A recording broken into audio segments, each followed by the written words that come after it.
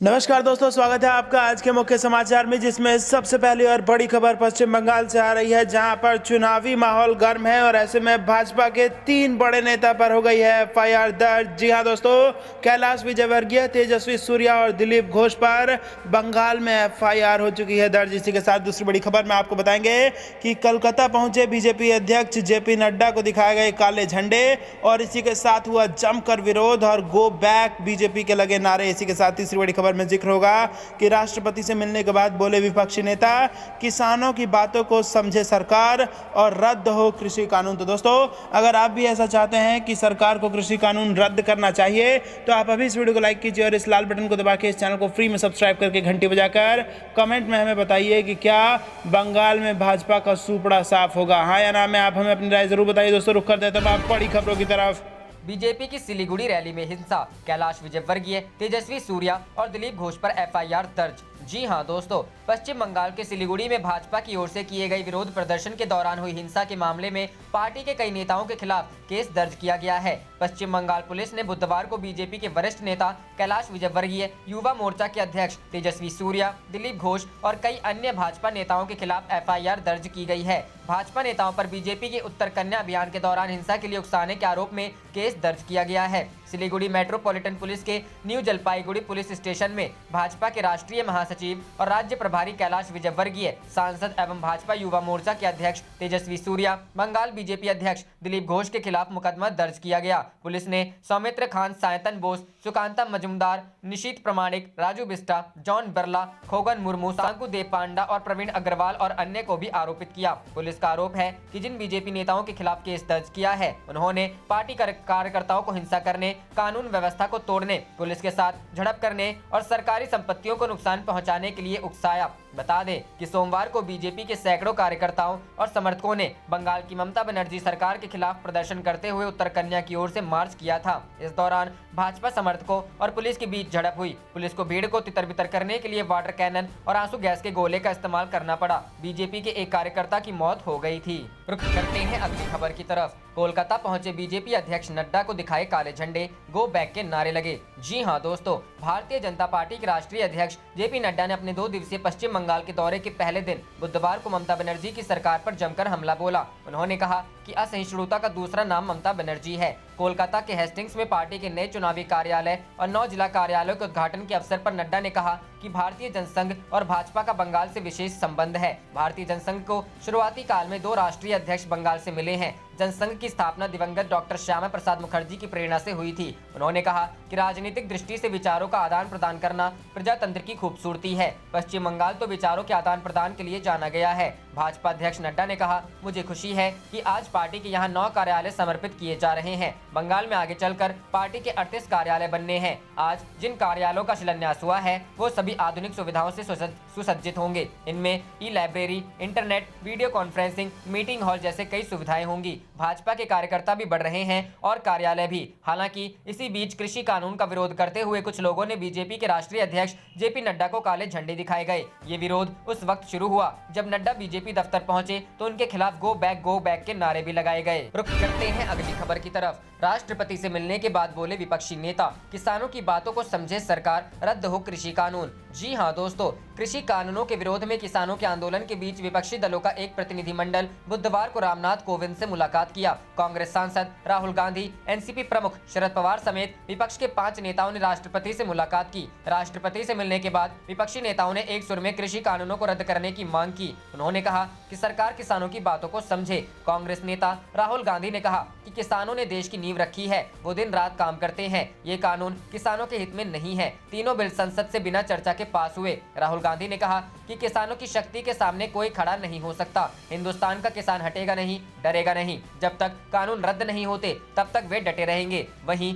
CPM नेता सीताराम येचुरी ने कहा कि हमने राष्ट्रपति को ज्ञापन सौंपा है। हम कृषि कानूनों और बिजली संशोधन बिल को रद्द करने के लिए कह रहे हैं, जो बिना लोकतांत्रिक तरीके से पारित किए गए थे। एनसीपी प्रमुख शरद पवार ने कहा कि इस ठंड में देश के किसान सड़क पर प्रदर्शन कर रहे हैं, वे नाखुश हैं। सरकार की ड्यूटी है कि वो मामले का समाधान निकाले। गौरतलब है कि कांग्रेस समेत कई विपक्षी दलों ने किसानों के आंदोलन को अपना समर्थन दिया है और तीनों कृषि कानूनों को वापस लेने की मांग की है। इसी मसले पर 5 विपक्षी दलों के नेताओं ने राष्ट्रपति से मुलाकात की। राष्ट्रपति रामनाथ कोविंद से मुलाकात करने वाले नेताओं में शरद पवार, राहुल गांधी, सीपीएम नेता सीताराम येचुरी, सीपीआई महासचिव डी राजा और डीएमके नेता टीकेएस इलेनगोवन रहे। इससे पहले सीताराम येचुरी ने कहा कि 25 से अधिक विपक्षी दलों ने कृषि कानूनों को वापस लेने की मांग की है। ये कानून भारत के हित में नहीं है और इससे हमारी खाद्य सुरक्षा को भी खतरा है। उन्होंने कहा कि राष्ट्रपति को ये भी बताया जाएगा कि 14 दिनों से किसान ठंड में प्रदर्शन कर रहे हैं और सरकार उनकी मांगों को खारिज कर रही है। सरकार की ओर से किसानों को लिखित में भेजे गए प्रस्ताव पर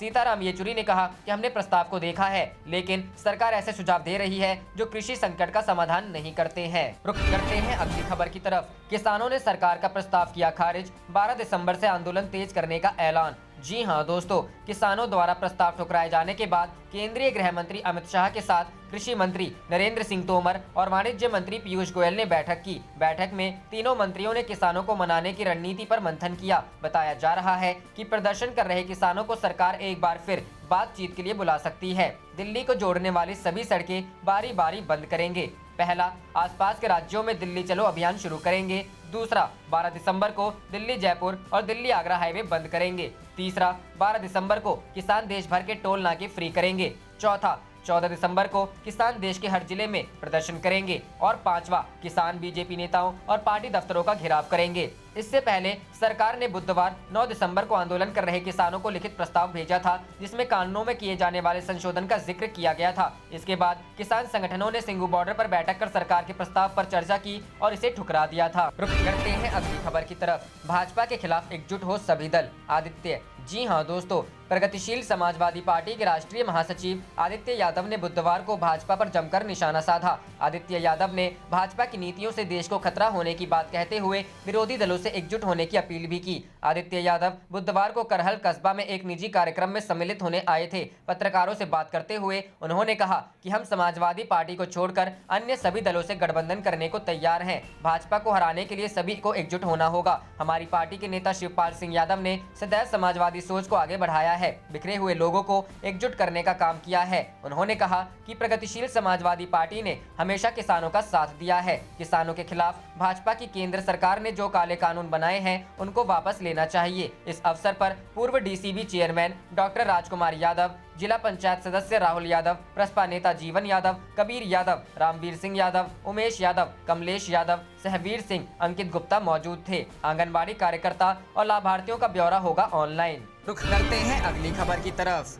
किसान आंदोलन, हरियाणा में खतरे में दिख रही है खट्टर सरकार, फिर भी निश्चित क्यों है बीजेपी। जी हां दोस्तों, तीनों कृषि कानूनों के संसद से पास होने के मुद्दे पर जिस तरह से भाजपा के सबसे पुराने सहयोगी शिरोमणि अकाली दल ने साथ छोड़ा था, तब लगा था कि हरियाणा की जननायक जनता पार्टी पर भी दबाव बढ़ेगा और शायद मनोहर लाल खट्टर सरकार खतरे में पड़ जाएगी। लेकिन उप मुख्यमंत्री दुष्यंत चौटाला बीजेपी के साथ मजबूती से खड़े रहे और कृषि कानूनों का समर्थन किया। लेकिन जब पिछले 14 दिनों से किसान आंदोलनकारियों ने इन कानूनों को वापस लेने की मांग को लेकर दिल्ली की सीमाओं को घेर लिया है, इस पार्टी के विधायकों के हौसले टूटने लगे हैं। दूसरी ओर कांग्रेस के पूर्व मुख्यमंत्री भूपेंद्र सिंह हुड्डा हैं, जो इसी ताक में लगे हैं कि कैसे हरियाणा की सत्ता में बाजी पलट दे। लेकिन हैरानी की बात यह है कि फिर भी भाजपा में कोई जल्दबाजी नहीं दिख रही है। रुख करते हैं अगली खबर की तरफ। किसानों का ऐलान, रिलायंस के सामान का करेंगे बहिष्कार, अडानी अंबानी के पंप से नहीं खरीदेंगे पेट्रोल। जी हां दोस्तों, कृषि कानूनों पर सरकार के प्रस्ताव को किसानों ने खारिज कर दिया है। किसानों ने इस दौरान साफ कहा है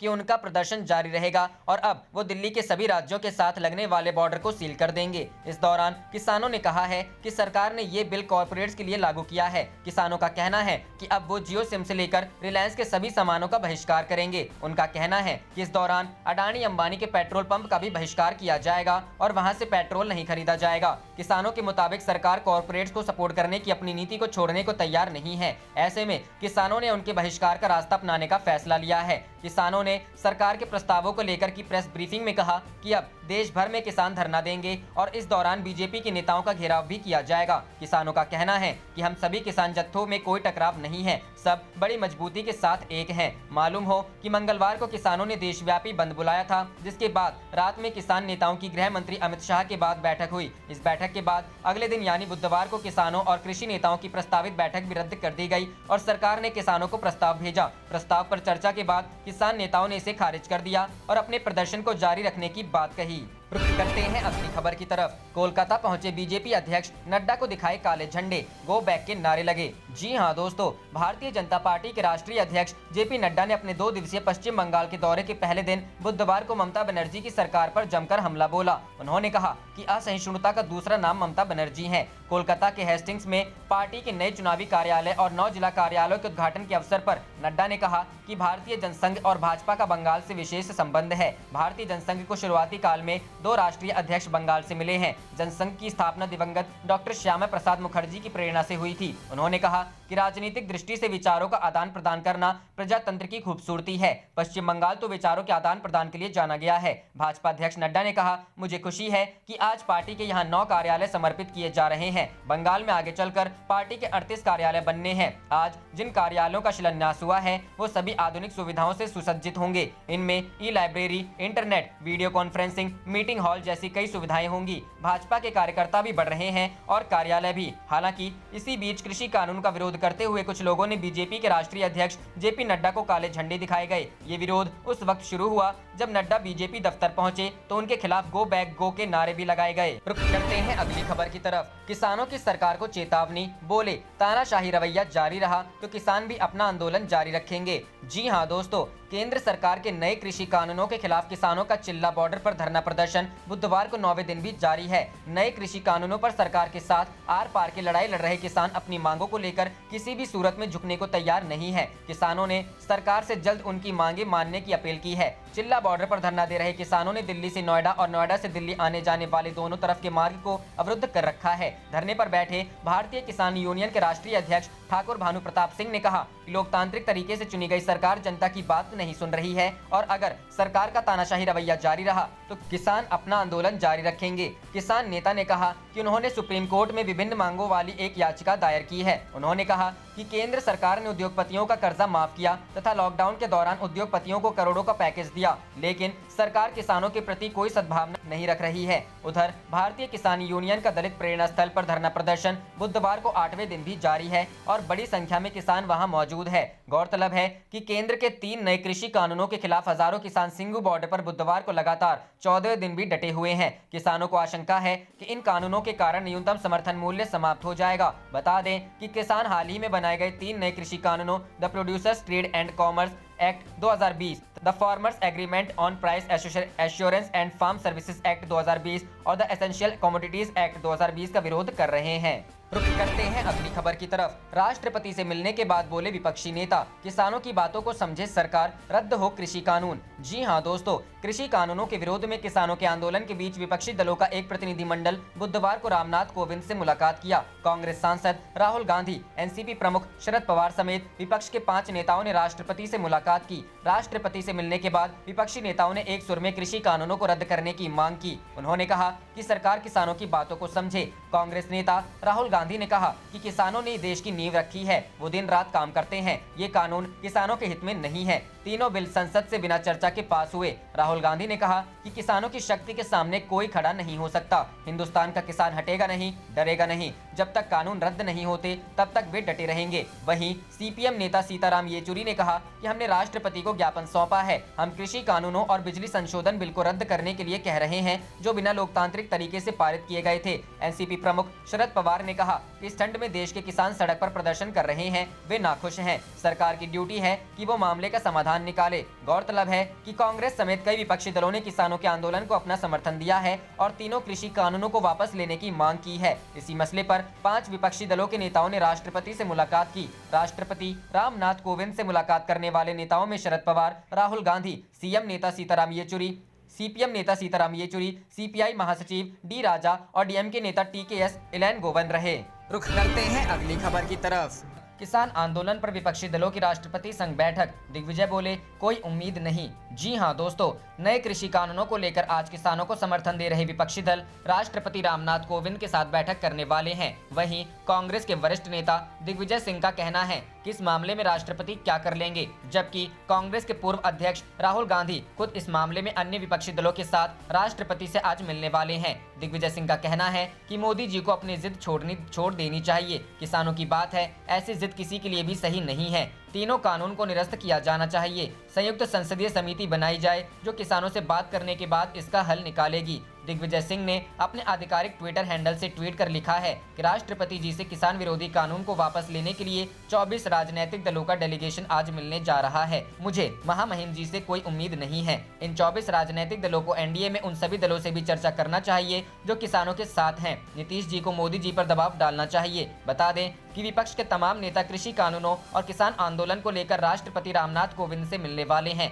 एनसीपी प्रमुख शरद पवार के साथ ही कांग्रेस के पूर्व अध्यक्ष राहुल गांधी इन नेताओं से शामिल होंगे। विपक्ष ने संसद में इन कानूनों को पारित होते वक्त भी विरोध किया था और राष्ट्रपति से विधेयक पर हस्ताक्षर करने से मना किया था। रुख करते हैं अगली खबर की तरफ। बिहार में भारत बंद से आम जनजीवन प्रभावित, कृषि कानून वापस लेने की उठी मांग। जी हां दोस्तों, राष्ट्रीय जनता दल, जन अधिकार पार्टी और वाम दलों के समर्थकों ने किसान की ओर से बुलाए गए भारत बंद के समर्थन में मंगलवार को पटना में व्यापक विरोध प्रदर्शन में हिस्सा लिया। इसके अलावा बिहार के कई हिस्सों में कुछ गड़बड़ी और व्यवधान की भी खबरें सामने आई। पटना में विपक्षी दलों के समर्थकों ने डाक बंगला चौक चौराहे को ब्लॉक कर दिया, जिससे यातायात बाधित हो गया। पप्पू यादव के नेतृत्व में जन अधिकार पार्टी समर्थक विशेष रूप से आक्रामक दिख रहे थे। पार्टी समर्थक अपने सिर पर धान की फसल रखकर संसद की ओर से पारित 3 कृषि विधेयकों का विरोध करते नजर आए। इसके साथ ही वह अपने साथ पारंपरिक कृषि उपकरण भी लिए हुए थे। यादव ने कहा कि राजग सरकार को 3 काले कानून वापस लेने चाहिए और कृषि क्षेत्र पर स्वामीनाथन आयोग की रिपोर्ट लागू करनी चाहिए। जाप प्रमुख ने कहा,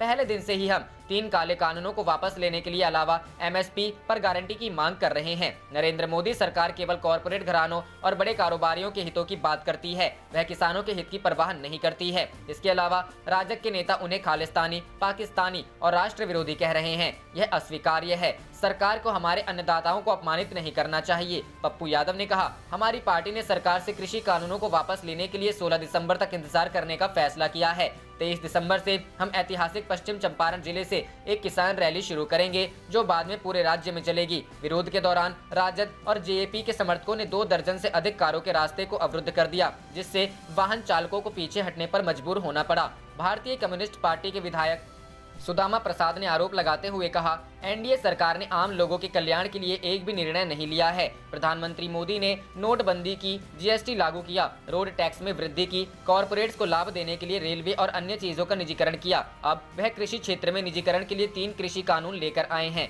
वहीं मार्क्सवादी कम्युनिस्ट पार्टी के राज्य सचिव अवधेश कुमार ने कहा, भारत की जीडीपी दर -23% है। केवल कृषि क्षेत्र में जीडीपी विकास दर 3.5% है। मोदी सरकार इस क्षेत्र को कॉरपोरेट घरानों के हाथ में लाना चाहती है और किसानों को बंदी बनाना चाहती है। रुख करते हैं अगली खबर की तरफ। शिवसेना का वार, भारत बंद रहा सफल, किसान नहीं बंगाल में जो बीजेपी कर रही वो अराजकता। जी हां दोस्तों, किसानों द्वारा बुलाए गए भारत बंद के मसले पर कई राजनीतिक दलों ने एकजुटता दिखाई और केंद्र सरकार से कृषि कानून वापस लेने को कहा। शिवसेना के मुखपत्र सामना में भी किसानों के भारत बंद को सफल करार दिया गया। सामना में लिखा गया कि बंद सफल हुआ, यह सत्य मोदी सरकार अथवा भाजपा प्रवक्ताओं को हजम नहीं होगा। जिसे सरकारी लोग कृषि सुधार कानून कहते हैं, वह किसानों की दृष्टि में काला कानून है। सामना में लिखा गया कि अगर किसान अपनी मांगे रखने के लिए संघर्ष करते हुए सड़कों पर उतरते हैं, ये अराजकता है, ऐसा सरकारी पक्ष को लगने लगता है, तब पिछले दरवाजे से तानाशाही की राह पर चल रहे हैं। इसका विश्वास रखें, 1975 में आपातकाल लादते समय विरोधियों के प्रति इंदिरा गांधी की ऐसी ही नीति थी। विरोधी देश में अराजकता फैला रहे हैं, ऐसा उनका कहना था। इस अराजकता का अर्थ क्या था? शिवसेना ने कहा कि बंद का आह्वान किया है किसान संगठनों ने, इसमें किसी भी राजनीतिक पार्टी का संबंध नहीं है। विपक्ष ने सिर्फ किसानों को समर्थन दिया है, इसमें क्या गलत किया? असल में भारतीय जनता पार्टी ने फिलहाल पश्चिम बंगाल में जो राजनीतिक बवाल किया है, हजारों लोगों को सड़क पर उतारकर जो दहशत मचाई है, जातीय धार्मिक उन्माद मचाया है, रक्तपात और हिंसाचार करने की धमकी दी जा रही है, असल में उसी पर अराजकता शब्द लागू होता है। सामना में कहा गया कि विदेशी राष्ट्र प्रमुखों ने भी हिंदुस्तान के किसान आंदोलन का समर्थन किया है। कनाडा के प्रधानमंत्री जस्टिन ट्रूडो ने कनाडा एक शांतिपूर्ण आंदोलन करने वालों के अधिकार का समर्थन करता है, ऐसा कहते हुए किसान आंदोलन को समर्थन दिया है। 36 ब्रिटिश सांसदों ने भी आंदोलन को समर्थन दर्शाया है। इसके अलावा संयुक्त राष्ट्र के महासचिव और प्रवक्ता एंटोनियो गुटरेस ने लोगों को शांतिपूर्ण ढंग से आंदोलन करने का अधिकार है, ऐसी टिप्पणी की है। रुक करते हैं अगली खबर की तरफ। देश का किसान कर्ज से दबा हुआ है। ऋण सुविधाओं में विस्तार के साथ ही कर्ज माफी जैसे साहसिक फैसले लेने की जरूरत है। अशोक गहलोत। जी हां दोस्तों, मुख्यमंत्री अशोक गहलोत ने कहा है कि किसान एवं कृषि देश की अर्थव्यवस्था की मुख्य धुरी है और उनका उत्थान राज्य सरकार की सर्वोच्च प्राथमिकता है। इस क्षेत्र के विकास में बैंकिंग सेक्टर का सहयोग महत्वपूर्ण है। नाबार्ड एवं सहकारी बैंकों के साथ साथ देश के राष्ट्रीयकृत बैंक भी कृषि एवं इससे संबंधित क्षेत्रों के लिए ऋण सुविधाओं का विस्तार करें ताकि किसानों की वित्तीय आवश्यकताएं समय पर पूरी हो और उनकी खुशहाली का मार्ग प्रशस्त हो। गहलोत मंगलवार को मुख्यमंत्री निवास पर वीडियो कॉन्फ्रेंस के माध्यम से नाबार्ड की राज्य स्तरीय ऋण संगोष्ठी 2021-22 को संबोधित कर रहे थे। इस अवसर पर उन्होंने नाबार्ड के स्टेट फोकस पेपर वर्ष 2021-22 का विमोचन भी किया। उन्होंने कहा कि राजस्थान की भौगोलिक परिस्थितियां विषम हैं, लेकिन कृषि क्षेत्र में विकास की अपार संभावनाएं मौजूद हैं। इसको ध्यान में रखते हुए प्रदेश के लिए नाबार्ड, आरबीआई एवं अन्य बैंक कृषि में आधारभूत संरचना की प्रगति के लिए कृषि ऋण में दीर्घकालीन कृषि ऋण के अनुपात को 20% बढ़ाएं। आप देख रहे थे आपका अपना चैनल जय हिंद जय भारत।